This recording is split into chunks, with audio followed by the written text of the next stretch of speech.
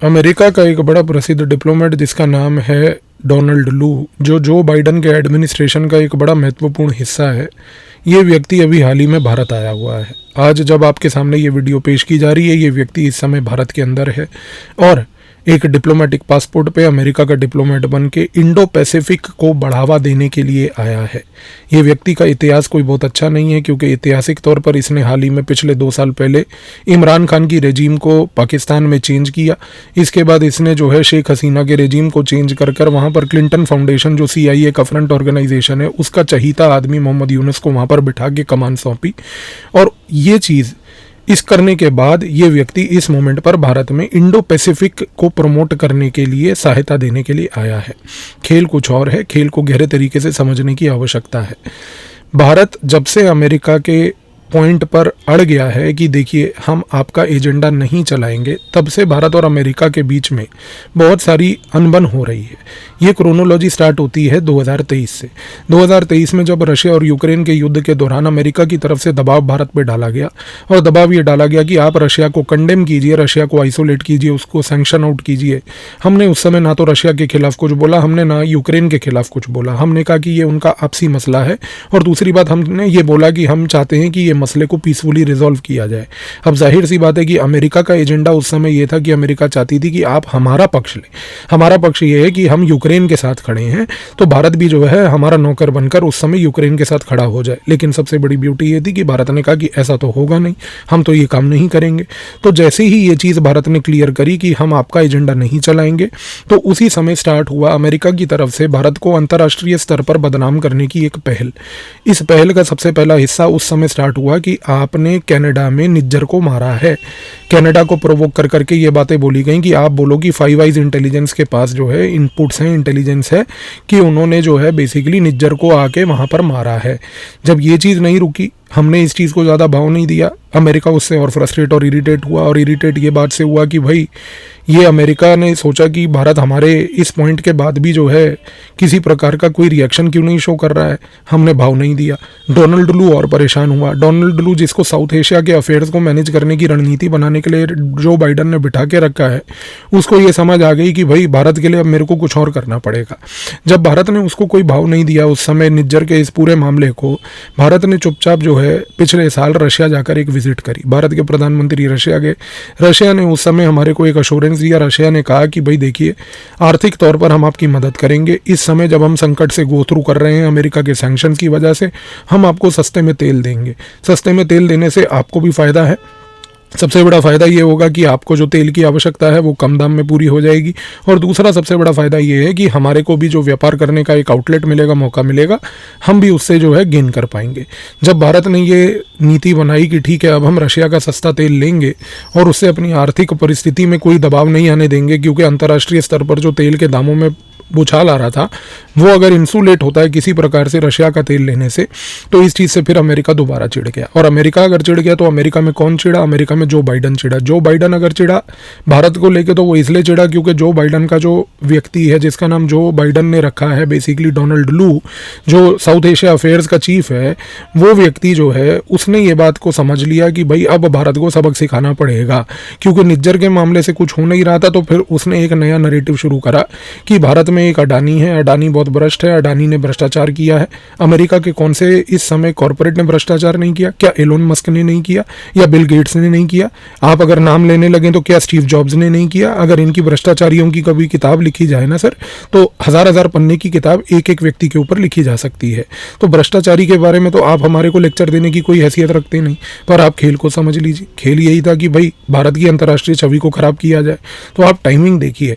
Timing है कि हमने यूक्रेन का समर्थन नहीं किया अमेरिका के एजेंडा पे, तो निज्जर का मामला। हमने रशिया से तेल खरीदा तो तुरंत जो है अडानी का मामला। जब उसके बावजूद भी हमने डोमेस्टिक लेवल पर अडानी के मुद्दे को लेके कोई भाव नहीं दिया, तो फिर अमेरिका ने समझ लिया कि भाई अब हमारे को कुछ और करना पड़ेगा। इस दौरान भारत की सरकार ने एक निर्णय ये भी लिया कि हमारे प्रधानमंत्री अमेरिका जाएंगे। अमेरिका जाकर लास्ट ईयर हमारे प्रधानमंत्री ने जो है जो बाइडन से मुलाकात करी। जो बाइडन को ये चीज़ समझाई भी कि भारत के पास एक स्ट्रेटेजिक ऑटोनॉमी है, भारत सारे निर्णय स्ट्रेटेजिक ऑटोनॉमी के तहत लेता है। तो सबसे बड़ी बात यह है कि आप इस चीज़ में दखल अंदाजी ना कीजिए, क्योंकि अब भारत किसी का एजेंडा रनिंग वाला काम नहीं करेगा। जब भारत ये बात स्पष्ट करके जो बाइडन को वापस आया तो जो बाइडन और डोनाल्ड लू उस समय बड़े चौंके हुए रह गए, क्योंकि उनको लगा कि भाई भारत ने आकर हमारे मुंह पर ऐसा तमाचा मार दिया कि हमारे कंट्री में आकर हमारी को पेल के चले गए। तो ये चीज़ जब हुई तो इसके बाद फिर एक निर्णय लिया गया कि नहीं, देखिए भारत जो है एक तानाशाह देश है, तानाशाही की ओर बढ़ रहा है, भारत में डेमोक्रेसी खतरे में है। और फिर उसके बाद पिछले साल की उस विजिट से लेके 2024 के चुनाव तक भारत के अंदर एक नैरेटिव चलाया गया कि भारत में तानाशाही बढ़ रही है, भारत में संविधान खतरे में है, भारत में संविधान खतरे में है क्योंकि भारत में डेमोक्रेसी खतरे में है।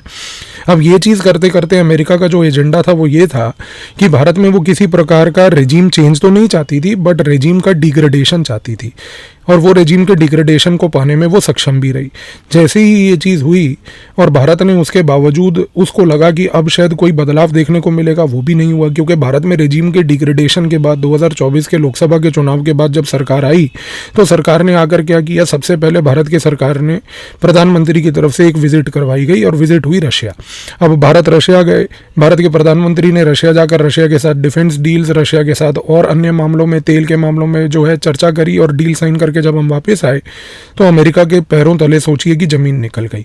अब अमेरिका को लगा कि भाई हमने पहले इनके खिलाफ निज्जर का मामला उठाया, कुछ नहीं हुआ, हमने अडानी का मामला उठाया, कुछ नहीं हुआ, हमने डेमोक्रेसी खतरे में है थ्योरी चलाई, कुछ नहीं हुआ। इसके बाद जब दोबारा भारत रशिया गया अभी 2024 के चुनाव के बाद, तो फिर अमेरिका ने कहा कि भैया फिर कुछ करो, और फिर कुछ क्या किया कि फिर इन्होंने शुरू कर दिया कि नहीं नहीं नहीं, अब आपने तो हमारे सॉइल पे आके हमारे यहाँ के एक नागरिक जिसका नाम है गुरपतवंत सिंह पन्नू, जो कि एक खालिस्तानी आतंकवादी है, उसको मारने की कोशिश करी। सर अगर आपके देश में एक आतंकवादी था और अगर उसको मान लीजिए मारने की कोशिश भी करी तो दिक्कत क्या थी? आप भी तो पाकिस्तान गए थे, पाकिस्तान जाके आपने भी तो ओसामा बिन लादेन एक आतंकवादी को ही मारा था, पर क्या पाकिस्तान चिल्लाया? हम तो नहीं चिल्लाया। पर आपने ये चीज़ क्यों करी? आपने ये चीज़ सिर्फ इसलिए करी क्योंकि आप टॉलरेट नहीं कर पा रहे थे कि भारत जो है आपका एजेंडा क्यों चला नहीं रहा है। सबसे बड़ी बात देखिए, भारत रशिया से वापस आया 2024 के चुनाव के बाद, जब प्रधानमंत्री रशिया से वापस आए तो उसके बाद एक बैकएंड लेवल पर डिप्लोमेसी एक खुल गई, और डिप्लोमेसी खुली चाइना के साथ, क्योंकि हमने जो रशिया के साथ रिलेशनशिप एक्सप्लोर किया अभी जाकर, उसमें हमने रशिया को बोला कि आपके अच्छे ऑफिसेज जो हैं वो चाइना के साथ हैं, चाइना को समझाइए ये बात कि जो बॉर्डर पर मसला क्रिएट करके रखा हुआ है उसने, उसमें किसी का फ़ायदा नहीं है, ना उसका फ़ायदा है ना हमारा, खुद वो एक बहुत गहरी आर्थिक परिस्थिति से गो थ्रू कर रहा है। बेटर यही होगा कि बॉर्डर के मसले को सुलझा ले। पुतिन के बैक ऑफिसेस के थ्रू जब इंडिया और चाइना के बीच में एक डायलॉग चालू हुआ, और डायलॉग के तहत जब ये बात अमेरिका तक पहुंची कि भैया इंडिया जो है इस समय चाइना से बैक एंड लेवल पर चुपचाप बात कर रहा है, हो सकता है आने वाले समय में इनके साथ बीच में कुछ हो जाए, तो डोनाल्ड लू ने उस समय फिर से जो है आग बबूला करने के लिए मणिपुर का मसला उठाना शुरू कर दिया, और फिर से जो है मणिपुर में आग लग गई, मणिपुर में लोग मर गए, मणिपुर में ये हो गया। जबकि मैंने आपको वीडियो बनाकर अभी हाल ही में 1 महीना पहले ही ये बात बताई है और डिस्क्रिप्शन में वीडियो भी दिया है कि मणिपुर का सारा मुद्दा क्या है। मुद्दा सिर्फ अगर एक लाइन में बोलूं तो ये है कि अमेरिका की ड्रग इंडस्ट्री जिसको वो सपोर्ट करता है, वो ड्रग इंडस्ट्री के ऊपर जब आंच आई तो मणिपुर में उस आंच को रोकने के लिए मणिपुर को आग लगाने का काम अमेरिका ने किया। जब ये चीज़ से भी अमेरिका सक्षम नहीं हुई और खुश नहीं हुई कि भाई मणिपुर का मुद्दा उठ रहा है और ये उसके बावजूद भी भारत ने कोई भाव नहीं दिया, तो फिर सबसे बड़ी बात क्या हुई कि जब अमेरिका उस समय खोज ही रहा था कि अब हम क्या करें, इस दौरान अमेरिका ने एक रणनीति करी। अमेरिका ने कहा कि भाई भारत को अब सबक सिखाने का एक ही तरीका है, और तरीका ये है कि भारत के बगल में कोई एक देश पकड़ के उसका रिजीम चेंज कर दो। उन्होंने बांग्लादेश उठाया। बांग्लादेश उन्होंने इस कारण से भी उठाया क्योंकि शेख हसीना जो थी वहाँ पर एक कंफर्टेबल मेजोरिटी लेकर इलेक्शन में आई थी, और क्योंकि शेख हसीना खुद जो है अमेरिका को बिल्कुल भाव नहीं दे रही थी, उसने अपने चीन के साथ संबंध अच्छे बना रखे थे, चीन की अर्थव्यवस्था के थ्रू अपनी बांग्लादेश की अर्थव्यवस्था को वो मजबूत कर रही थी। तो अमेरिका को लगा कि भाई मेरे लिए तो बनी बनाई मार्केट जा रही है, तो बांग्लादेश में उसने पूरा रेजिम चेंज जो है आईएसआई पाकिस्तान के साथ मिलकर जमाते इस्लामी के साथ उसने वो चीज़ को ऑर्केस्ट्रेट करके इवेंचुअली वहाँ पर अभी हाल ही में जो मोहम्मद यूनुस को बिठाया है वो सब आपके सामने है। अब हुआ क्या, मोहम्मद यूनुस को बिठाना सिर्फ एक उद्देश्य नहीं था, उद्देश्य इससे बड़ा था। उद्देश्य ये था कि मोहम्मद यूनुस को बिठाकर बांग्लादेश के अंदर हिंदुओं के ऊपर अत्याचार करवाया जाए। जब हिंदुओं के ऊपर अत्याचार करवाया जाएगा तो इससे एक ऐसा मैसेज जाएगा भारत के अंदर कि जो भारत के हिंदू समाज के लोग हैं उनको लगेगा कि देखिए हमारे भाई बहनों पर जो बांग्लादेश में रहते हैं उन पर अत्याचार हो रहा है, हमारी सरकार इस समय कुछ कर नहीं पा रही है, और इस सरकार के नाकाम करने की वजह से जो है लोगों के प्रति एक सरकार को लेके हेट्रेड पैदा होगा। और ये चीज़ को करने में जैसे ही उसने कोशिश शुरू करी, इसके साथ साथ उसने कुछ भारत के अंदर डोमेस्टिक फॉल्ट लाइन्स को भी उठाया।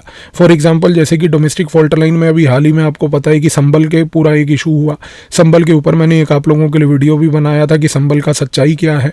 अब सबसे बड़ी बात यह है कि संबल में जो हाल ही में 2 दिन पहले इन्वेस्टिगेशन रिपोर्ट अगर आप पढ़ें यूपी पुलिस की जो आई है, तो यूपी पुलिस की स्पेशल इन्वेस्टिगेशन टीम SIT ने जो अभी फाइंडिंग करी है उसमें 2 बड़ी चीज़ें दिलचस्प हैं। पहली चीज़ दिलचस्प ये है कि सर संबल के केस में जो अभी गोलियां वहां पर चली, आज की डेट में जो पुलिस ने वहां पर गोलियों को बरामद किया, उनमें से सबसे पहली चीज़ ये पाई गई कि ये गोलियां जो हैं उनके ऊपर मार्क लिखा हुआ था POF। POF का मतलब होता है पाकिस्तान ऑर्डिनेंस फैक्ट्री। 2 ऐसे गोलियों के बेसिकली कार्ट्रिज पाए गए, कारतूस पाए गए, जिन पे पाकिस्तान ऑर्डिनेंस फैक्ट्री का बेसिकली स्टैंप लगा हुआ था। अब जाहिर सी बात है कि वहाँ पर 2 थी, 2000 थी, कितनी हैं कितनी नहीं हैं ये किसी को अंदाज़ा नहीं। दूसरी बात, अगर 2 जले हुए कारतूस पाए गए हैं तो मतलब कि जिन कारतूसों को जलाया गया, उनको जलाने के लिए जो बंदूक का प्रयोग किया गया वो भी पाकिस्तान ऑर्डिनेंस फैक्ट्री की थी। और सिर्फ यही नहीं, सबसे बड़ी ब्यूटी देखिए, भारत में पहली बार जी हाँ ये चीज़ हुई है कि संभल में, अगर आप उत्तर प्रदेश पुलिस की स्पेशल इन्वेस्टिगेशन टीम की रिपोर्ट को पढ़ते हैं जो कि पब्लिकली डोमेन में अवेलेबल है, आप वहाँ पर दूसरी बड़ी दिलचस्प चीज़ ये देखते हैं कि अमेरिकन मेड कारतूस जिसपे FL यानी कि फ्लोरिडा लिखा हुआ है, उसके कारतूस के वहाँ पर शेल पाए गए। यानी कि ये पहली बार है कि जब अमेरिका डायरेक्टली भारत के अंदर भारत की एक डोमेस्टिक फॉल्ट लाइन को एक्सप्लॉइट करने के लिए आर्म्स और एमुनिशन का सप्लाई कर रहा है, क्योंकि ये चीज़ आज तक केवल पाकिस्तान और चाइना की तरफ से देखी गई थी। लेकिन पहली बार अगर US इस एक्टिविटी में कूद रहा है तो अब आप इस चीज़ से खेल समझ लीजिए। अब जाहिर सी बात है कि ये जो पूरा कारतूस है, ये कारतूस जो इन्होंने घुसाने की भारत में कोशिश कहीं ना कहीं से की, और ये जो कारतूस यहाँ पर इवेंचुअली पहुँचा, इस कारतूस के ऊपर आज की डेट में कोई सरप्राइजिंग बात है कि चर्चा नहीं हो रही। हमारे पार्लियामेंट में भी चर्चा नहीं हो रही, हमारे जो है पब्लिक लेवल पर, डोमेन लेवल पर जो हमारे एक्सपर्ट्स बैठे हैं वो भी चर्चा नहीं कर रहे। लेकिन सबसे बड़ी बात यह है कि अब आपके सामने क्रोनोलॉजी पूरी क्लियर है। यूक्रेन के मामले में न्यूट्रलिटी, उसके बाद शुरू हुआ निज्जर का इशू, रशिया के केस में तेल खरीदा, उसके बाद हुआ अडानी का इशू, उसके बाद प्रधानमंत्री अमेरिका गए, समझाने की कोशिश करी, तो उसके बाद डेमोक्रेसी खतरे में है, मोदी तानाशाह है इशू। फिर 2024 लोकसभा चुनाव, रेजिम का डिग्रेडेशन इशू, जब वो खत्म हुआ उसके बाद मोदी फिर से रशिया गए, रशिया जाकर तेल के समझौते को वापस कंटिन्यू करा। तो उसके बाद गुरपतवंत सिंह पन्नू, वो खत्म हुआ तो उसके बाद मोदी ने बैकएंड पे फीलर दिया चाइना को कि हम आपसे जो है डील करना चाहते हैं। और चाइना से जैसे ही डील साइन करने जा रहे थे, भारत जो बॉर्डर लेवल पर पैक्ट हुआ, वो बॉर्डर लेवल पर पैक्ट होने से 2 दिन पहले मणिपुर का इशू, मणिपुर इशू अभी खत्म हुआ नहीं था कि उसके साथ साथ बांग्लादेश में हिंदुओं के ऊपर अत्याचार जैसे ही खत्म हुआ और एक प्रकार से उसमें किसी तरीके से सेम्बलेंस आई, तो इमीडिएटली जो है ये अमेरिकन और पाकिस्तानी मेड कारतूस संभल में पाया गया और संभल का पूरा बवाल आपके सामने है। और इस बैकग्राउंड में अब ये व्यक्ति डोनाल्ड लू, आप सोचिए कि जो अभी भारत आया है, भारत से अब ये बांग्लादेश जा रहा है, तो अगला स्टेप इस कार्यक्रम में क्या होने जा रहा है? क्योंकि एक चीज़ तो तय है, पहली कि अमेरिका का एजेंडा भारत नहीं चलाएगा, जो मर्जी वो कर ले। जब तक अमेरिका इस चीज़ को एक्सेप्ट नहीं करेगा कि भारत के पास एक स्ट्रैटेजिक ऑटोनॉमी है और इस स्ट्रैटेजिक ऑटोनॉमी के तहत भारत अपने निर्णय खुद लेगा और इस निर्णय को लेने के लिए वो शक्ति रखता है, तब तक अमेरिका इस चीज़ को जब तक नहीं समझेगा, भारत और अमेरिका के बीच में रिश्ते नॉर्मलाइज नहीं हो पाएंगे। लेकिन सबसे बड़ी बात यह है कि 1 महीने की और बात है, हम दिसंबर के महीने में है, 20 जनवरी तक डोनाल्ड ट्रंप ने अपनी जो है पावर को संभाल लेना है अमेरिका में। बाइडन एडमिनिस्ट्रेशन की तरफ से ये जो फड़फड़ाते हाथ, जो मछली को बाहर निकाल देते हैं और वो पड़ी रहती है मरने से 2-3 मिनट पहले, जो वो फड़फड़ाती है, ये उसकी फड़फड़ाहट दिख रही है यहाँ पर। तो ये फड़फड़ाहट में अभी जो है इंडो पैसिफिक के नाम पर ये जो डोनाल्ड लू को भेजा गया, इस इंडो पैसिफिक के नाम पर डोनाल्ड लू यहाँ पर कोई इंडो पैसिफिक को मजबूत करने नहीं आया है। इंडो पैसिफिक में अब क्या होगा वो ट्रंप एडमिनिस्ट्रेशन आके डिसाइड करेगी। ये इंडो पैसिफिक का बहाना लेकर भारत आया है सिर्फ इस कारण से कि भारत में जो इन्होंने अपना इकोसिस्टम बनाया है, जिसके थ्रू ये सारे इश्यूज को ये उठाया चलाया जाता है, जिसमें आपके ऑपोजिशन से लेके, मीडिया से लेके, एकेडमिया से लेके, आपके जो टूल्स होते हैं पार्लियामेंट लेवल पर, नो कॉन्फिडेंस मोशन से लेके अंतर्राष्ट्रीय स्तर पर आइसोलेट करना, इंटरनेट पे डिस्कशन करवाना, अखबारों में आर्टिकल एडिटोरियल लिखवाना, इन सब सिविल सोसाइटी और एनजीओज को पैसा देने के लिए ये व्यक्ति भारत इस समय आया है। तो जाहिर सी बात है कि भारत के खिलाफ ये जो एजेंडा चलाया जा रहा है, इस एजेंडा को चलाने के लिए और सस्टेन करने के लिए ये व्यक्ति की विजिट को हमें देखना चाहिए।